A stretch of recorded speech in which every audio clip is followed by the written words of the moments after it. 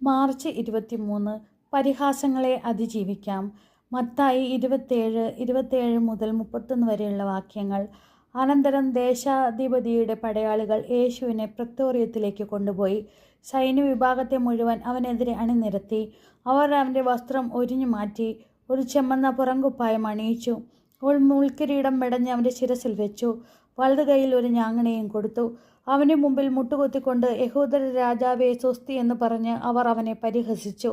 അവർ അവൻ്റെ മേൽ തുപ്പുകയും ഞാങ്ങണ എടുത്ത് അവൻ്റെ ശിരസിൽ അടിക്കുകയും ചെയ്തു. അവനെ പരിഹസിച്ചതിന് ശേഷം പുറംകുപ്പായം അഴിച്ചുമാറ്റി അവൻ്റെ വസ്ത്രം വീണ്ടും ധരിപ്പിച്ച് കുരിശിൽ തറയ്ക്കാൻ കൊണ്ടുപോയി.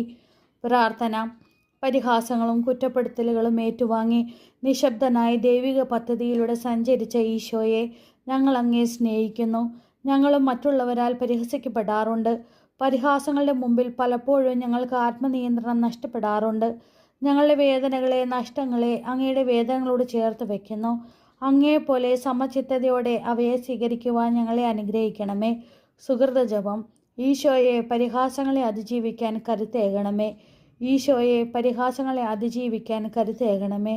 ഈശോയെ, പരിഹാസങ്ങളെ അതിജീവിക്കാൻ കരുത്തേകണമേ. നമ്മുടെ കർത്താവായ മിശിഹായ്ക്ക് സ്തുതി.